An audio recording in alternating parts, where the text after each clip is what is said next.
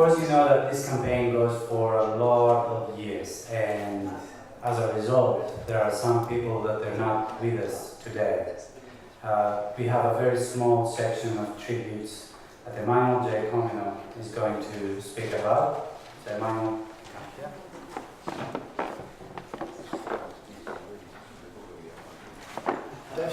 Come down here, please.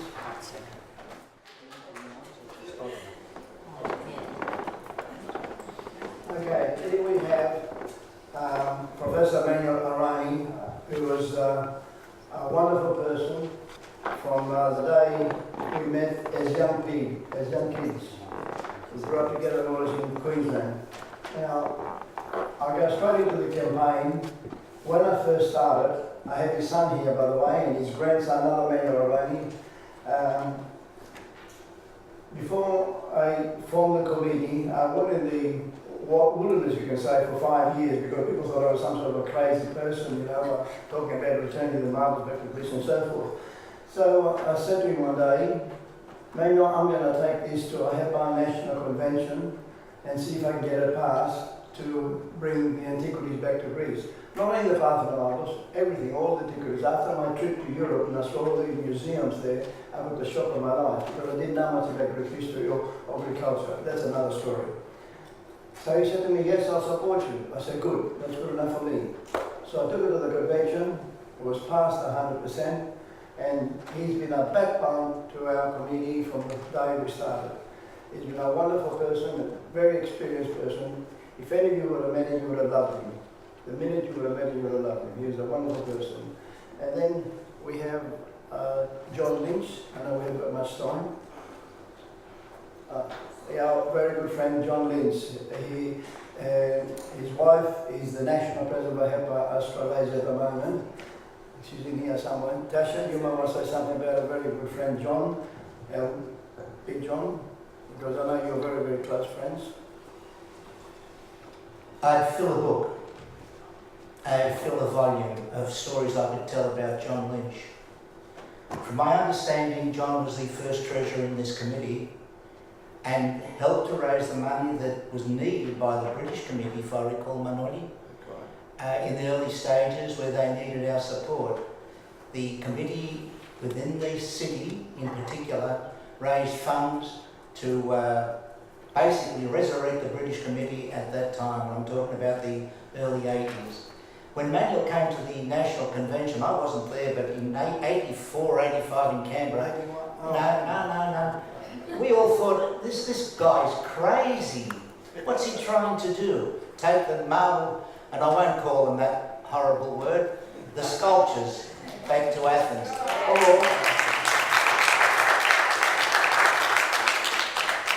Or I was going to say because the Greeks even called them marmara. John was a hard worker for this particular committee through the years until he unfortunately passed away 11 years ago as a young person, and I can say that because he was young compared to some of us. He was a dynamo. He really got involved with whatever he was asked to do and came out with the end result, which was always positive. And I had no hesitation in recommending to you that we acknowledge John Leo Lynch this evening. If I can say something about Emanuel, the professor, he was the diplomat of this organisation. His eloquence, and every time this guy here wanted a letter corrected, where did he go?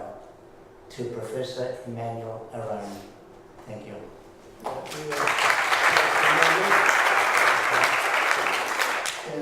Both of these two, Professor Emanuel Aroni and John Lynch, and the only one surviving is Jim Zavalas back there, is the treasurer, and myself. There are only 4 of us, actually 5, but the other person was most of the time over in Greece, Eva Green, and we haven't seen her for a while. But Jim and I, and Professor Emanuel and this man here, John Lynch, we work so beautifully together in harmony with great love and respect for one another. If we have love and respect for one another, there's nothing more better thing to communicate or work with, no matter what you do. It's a beautiful word, and we should all remember that to have love and respect, because if we have love and respect, we have everything. If we lose that respect and love, we have nothing, we lose everything. And the other person is young Paul Perivoladis. He died very, very young. And he came in at the time when I needed him most, at a very crucial time. He was a great supporter as well, brilliant young lawyer. And I can't say enough for him because I'm just crying as well, because I lost three wonderful people, great supporters for the cause, and most definitely very great supporters to me personally. As Tasha said, if I wanted to, I would write a letter. I said, I'm not experienced as Professor Emanuel is. I'll go over to his house, never ever once would he say, I'm busy. Never once. He says, come anytime you like.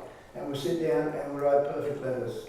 But I must say to this stage too, after we lost Mayorani, to my very, very good fortune, another wonderful person came into our committee, and Roberto Russell Darnley, and he supported his sense. Thank you, Russell.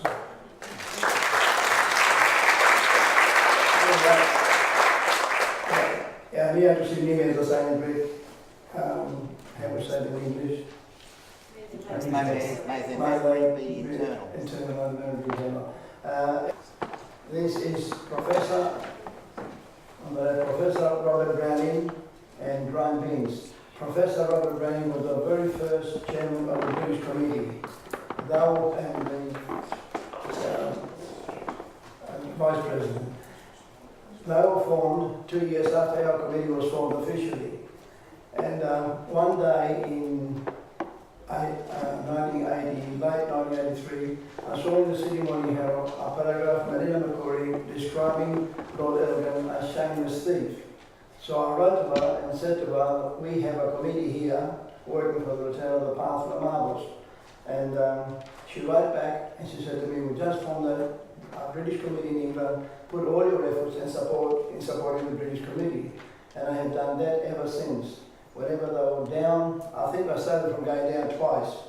And I'm proud of that because the first thing they wrote, they said they needed funds. They can't operate without funds.